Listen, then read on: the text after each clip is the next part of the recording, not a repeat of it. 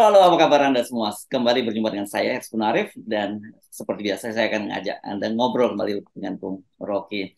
Bung Rocky, ada dua hal yang menurut saya menarik, dan mau nggak mau ini terpaksa lagi tetap bersinggungan dengan Pak Jokowi. Satu, Gibran, ini putra Pak Jokowi, minta agar dia tidak dicurigai, bahwa dia tidak mungkin lah dia menjadi cawapres, karena alasan dia umurnya belum cukup, ilmu belum cukup, pengalaman juga belum cukup, kata Gibran gitu. Dan kedua, Anies ini akhirnya kok bicara juga soal komentar dia soal kedekatan Pak Jokowi dengan Prabowo dan dengan Ganjar, dan orang bertanya kenapa kok tidak dengan dia juga gitu. Dan alasan ya seperti biasa Anies menjawabnya ya wajar, Pak Prabowo kan menterinya, Pak Ganjar itu gubernur, jadi cukup dekat dengan presiden. Tapi orang kan udah bertanya-tanya, loh dulu waktu dia jadi gubernur kok nggak cukup dekat. Kata dia juga cukup dekat kok, dia sering ketemu sama Pak Jokowi, dan waktu mengakhiri jabatannya dia juga pamit pada Pak Jokowi gitu. Tapi saya dengar yang dari lingkaran dekat Pak Anies bahwa ketika dia minta waktu untuk berpamitan sampai sekarang nggak diberi waktu tuh untuk ketemu Pak Jokowi. Ya ini soal eh, relasi itu, relasi antara kedudukan pejabat publik yang di dalam relasi itu ada unsur lain, unsur dendam, unsur kecurigaan, unsur ya macam-macam lah. Dan khusus dalam urusan Gibran itu, jadi Gibran betul dia minta jangan dicurigai itu bahwa dia punya maksud untuk jadi wakil presiden. Tetapi orang akan kaitkan dengan proses di Mahkamah Konstitusi yang sedang Betul. Hmm. mengaduk-aduk peralatan atau persyaratan jadi wakil presiden. Buat saya bagus persyaratan itu diturunkan karena dunia memang udah merasa bahwa kayak kepemimpinan itu harus makin lama makin muda tuh.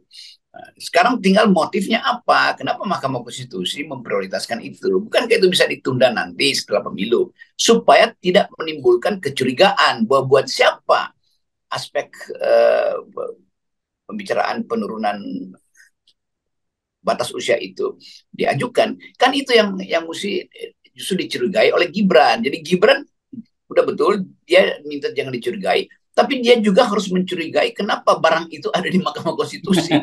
Kan itu tuh soalnya. Jadi saya nasihatin Gibran supaya lakukan penelitian kenapa proposal penurunan itu ada di Mahkamah Konstitusi itu, dan Ya. memang dikaitkan dengan dia tuh orangnya siapa-siapa aja nih ya, Gibran mesti ucapkan itu bahwa saya mencurigai bahwa orang-orang ini akan menjebloskan saya lagi atau menjebak saya di dalam Ya. uh, kontroversi konstitusional. Kira-kira itu.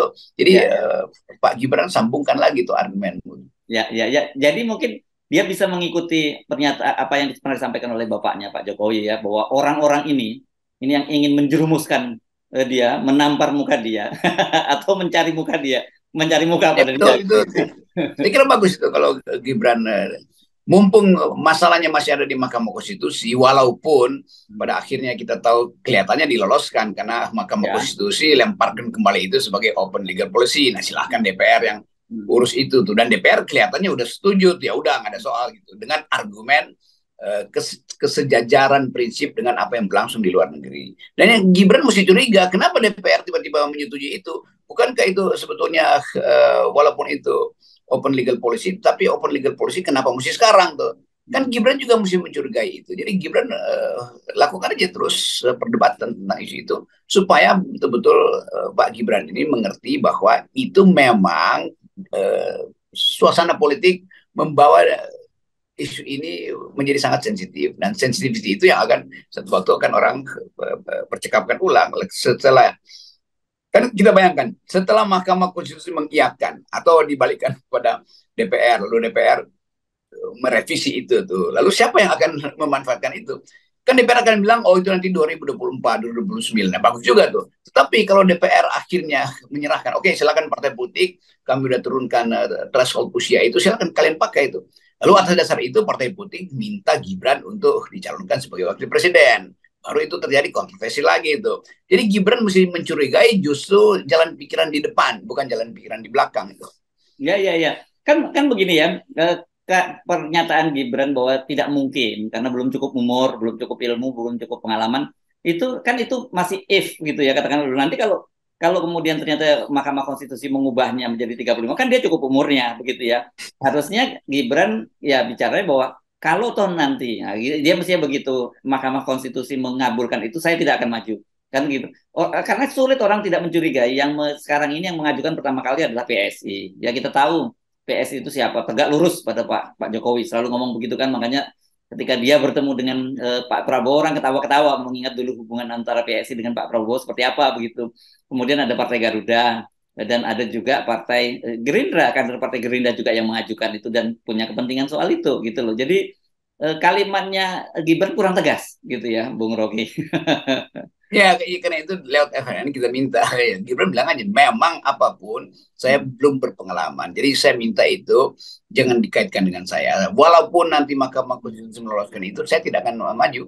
Karena persyaratannya bukan sekedar umur, tapi Ya. pengalaman segala macam. Tapi nanti kemudian akan ada lagi yang bilang nggak apa-apa lah, kan justru sekarang mulai belajar dalam mengalami itu. Jadi magang dulu kira-kira. Kan diputar-putar begitu tuh. Tapi oke, kita tahu jalan pikirannya tuh bahwa memang ada ambisi Pak Jokowi untuk menitipkan dinastinya pada sistem pemilu mendatang. Dengan kata lain itu final sebetulnya secara politis, tentu Pak Jokowi menginginkan itu. Yang kita udah berkali-kali bahas. Demi apa? Demi kepastian beliau setelah Lengser itu, dia masih bisa punya akses pada politik hasil pemilu 2004. Kan itu intinya kan. Jadi Ya. baseline-nya cuma itu tuh. Dan Gibran tentu juga paham itu, walaupun dalam bentuk sinyal-sinyal. Yes, oke. Nah, sekarang kita ngomong relasi juga. Ini relasi antara Pak Jokowi, Anies, Prabowo dan juga Ganjar Pranowo. Ya itu yang jadi soal, kenapa Anies komentar itu kan. Itu seolah-olah Anies cemburu, tapi kan mengucapkan itu nggak ada pentingnya sebetulnya. Jadi tapi itu udah jadi pembicaraan publik, ya tetap kita menganggap bahwa Anies merasa bahwa ada hal yang ya, tidak proper lah, tidak setara perlakuan Pak Jokowi terhadap mereka yang pernah membantu beliau tuh. Anies jelas pernah membantu Pak Jokowi sebagai menteri, sebagai gubernur Ya. DKI itu. Tetapi karena Anies ada di dalam circle yang tidak tidak senyaman dengan circle-nya Pak Jokowi, nah pasti Anies nggak akan diundang kan. Jadi pers juga memahami itu tuh. Nah, kita tinggal tunggu apa sebetulnya keterangan Pak Jokowi kenapa nggak pernah undang Anies tuh. Ya tentu Pak Jokowi berkali-kali bilang ya itu sudah selesai urusan dengan saya sebagai presiden dan kabinet, atau kedudukan Anies sekarang yang ingin naik masuk sebagai capres. Tentu Pak Jokowi akan bilang juga ya saya menghindarlah karena ini kan ada Pak Anies lagi mau nyapres, jangan-jangan orang tafsirkan bahwa saya mau menguasai Anies juga tuh. Itu bisa juga dia ucapkan. Walaupun di belakang itu orang tahu bahwa presiden sebetulnya satu waktu ketika misalnya elektabilitas Anies membaik dan unstoppable, ya dia pasti perlu Anies juga akhirnya. Ya, ya, ya, ya. Ya, memang agak apa ya? Menurut saya ini absurd ya kita menghadapi situasi yang sekarang ini. Kita kan tidak pernah membayangkan gitu dalam era demokrasi seperti sekarang tiba-tiba muncul figur presiden seperti Pak Jokowi yang ketika akhir masa jabatan pada periode kedua masih tetap ingin memperpanjang masa jabatannya, atau kalau tidak bisa sekarang tetap ingin cawe-cawe. Jujur menurut saya ini harusnya tidak pernah terjadi di Indonesia ini. itu itu itu satu paket dengan kecurigaan kita bahwa pemilu bisa ditunda. Tapi Hmm. nanti itu menghina presiden tuh karena presiden nggak ada niat buat nunda pemilu. Ya iya memang harusnya nggak boleh ditunda. Tetapi gejala cawe-cawe ini mengarah pada kesimpulan bahwa itu akan ada gejala penundaan pemilu sebelum cawe-cawenya itu punya Hmm. pola kan. Dasarnya itu tuh. Tapi udah nanti kemarahan publik itu bisa membatalkan akal sehat, itu masalahnya.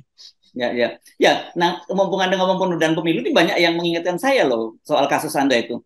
Mas Hersu ini kelihatannya bisa jadi pakai pintu masuk loh oleh pemerintah gitu untuk menunda pemilu. Ketika kemudian muncul katakanlah ada konflik itu, yang konfliknya itu juga bisa dibuat gitu oleh penguasa. Ya, saya ngerti itu tuh. Di belakang kasus saya ada desain besar tuh, atau Hmm. bahkan desain yang udah mengarah untuk ya agendanya udah disusun. Nanti ada soal 10 Agustus, setelah itu macam-macam gitu kan. Jadi saya mengerti kenapa misalnya soal kasus saya itu dibikin gaduh gitu. Ada orkestrasi untuk bikin gaduh itu. Jadi itu intinya kan. Jadi kalau dibilang apa Rocky Gerung akan minta maaf, saya akan minta maaf. Saya minta maaf karena itu telah membuat gaduh hal yang tidak pernah kita duga itu.